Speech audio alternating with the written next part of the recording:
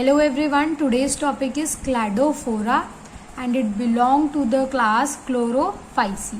इसके डोमेन की बात करें so it is Eukaryota, phylum Chlorophyta, class Albophyceae, order Cladophorales, family Cladophoraceae, genus Cladophora. ठीक है, जैसे ये क्लाडोफोरा दिखाया भी हुआ है यहाँ पे. तो जो क्लाडोफोरा होता है ये कॉस्मोपॉलिटन होता है, मतलब कि आपके 7 के 7 कॉन्टिनेंट्स में ये मिलता है. इसकी अप्रॉक्स 160 स्पीशीज हैं, बट ट्रॉपिक और सब ट्रॉपिक रीजन में ये थोड़े कम होते हैं. राइट. नेक्स्ट अगर हैबिटेट की बात करें सो ये जो क्लाडोफोरा है they grow in fresh as well as marine habitat. ठीक है, ये जो प्लांट बॉडी है ये कई बार आपका अटैच होती है to stones and other solid objects in water. ठीक है, किन के थ्रू अटैच होती है, ये राइजोइड्स होते हैं, ये हेल्प करते हैं इन द अटैचमेंट. अब जो प्लांट बॉडी है उसका ब्रश लाइक अपीयरेंस होता है क्योंकि इसका जो थैलस होता है वो फिलामेंटस होता है and it is highly branched. Branching आप देख सकते हैं यहाँ पे बहुत ज़्यादा ब्रांच्ड होती है. नेक्स्ट अगर बात करें तो जो थैलस है that is attach to substratum, मैंने आपको बता दिया, बाय सेवरल राइजोइडल आउटग्रोथ और it is called as holdfast. ठीक है, additionally it is supported by number of branch and septa rhizoids which grow from the lower cells of the filamentous body of the Cladophora. Sometimes क्या होता है ये जो rhizoids होते हैं ये स्टोलन को फॉर्म करते हैं. ठीक है, दीज वर द राइजोइड्स और ये अपने आप में एक स्टोलन बनाते हैं. फिर इन स्टोलन के किसी भी एक पर्टिकुलर सेल से एक नई प्लांट बॉडी पूरी की पूरी ग्रो कर सकती है. राइट.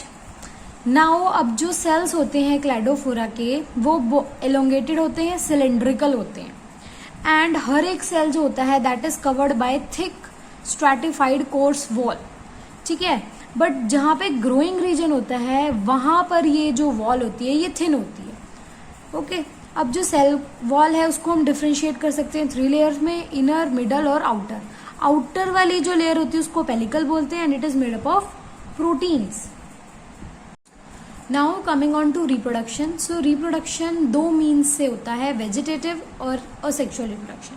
वेजिटेटिव रिप्रोडक्शन में भी 4 मेथड्स होते हैं, फ्रेगमेंटेशन, स्टोलन, स्टोरेज सेल और ट्यूबर एंड रेस्टिंग सेल्स और अकाइनेट्स. राइट.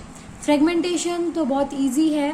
मान लो किसी भी मैकेनिकल फोर्स की वजह से या ड्यू टू सम एक्सीडेंट जो क्लाडोफोरा की बॉडी है वो फ्रेगमेंट्स में ब्रेक हो गई, then each fragment behave as a new plant. Right. So this is fragmentation.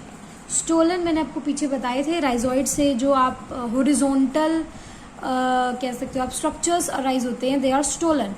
एक बार दिखा देती हूँ. See this is a stolon. So rhizoid से अराइज होते हैं और फिर कुछ डिस्टेंस पर जाकर के एक सेल में से यंग प्लांटलेट निकलती है, फिर ये ग्रो करती है into a new body of Cladophora. Later on जब ये थोड़ा बड़ा हो जाता है ये जो स्टोलन है ये यहाँ से ब्रेक हो जाएगा और ये पेरेंट बॉडी हो जाएगी और फिर ये जो नई बनेगी वो हो जाएगी डॉटर. स्टोरेज सेल्स और ट्यूबर की बात करें so these are basically cluster of cells जो कि टिप ऑफ राइजोइड्स पर अपीयर हो जाते हैं. अब इनमें क्योंकि स्टोरेज सेल्स होते हैं ना तो ये बहुत एनलार्ज हो जाते हैं. ठीक है, बिकम थिक वॉल्ड. और ये स्टोरेज सेल तब तक परसिस्ट करते हैं जब तक अनफेवरेबल सीजन होता है. जैसी फेवरेबल कंडीशन आती हैं तो ये जो स्टोरेज सेल है that give rise to new thallus. Akinetes कुछ नहीं है, it is basically a cluster of cells which is formed at the body of the क्लाडोफोरा.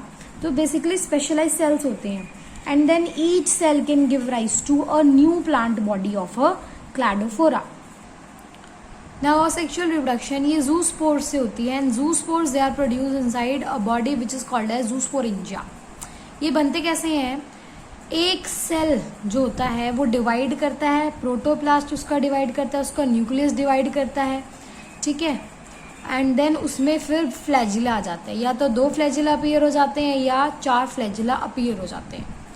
ठीक है, they usually zoospores they develop from the terminal cells of the final branches. जो end वाला है apical cell बोल दो या terminal cell बोल दो। और एक और इम्पॉर्टेंट पॉइंट, जो जूस्पोर फॉर्मेशन है दैट टेक्स प्लेस इन बेसी petal succession, right.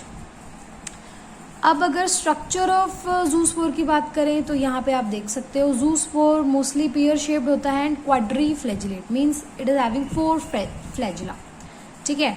Zoospore liberate कैसे होता है, from the cell via a small lens shaped pore, basically आप कह सकते हो, जो कि एपिकल एंड के जस्ट नीचे होता है। फिर जूस्पोर आफ्टर लिबरेशन, क्योंकि ये बॉडी वाटर में होती है तो वो वाटर में लिबरेट हो जाता है।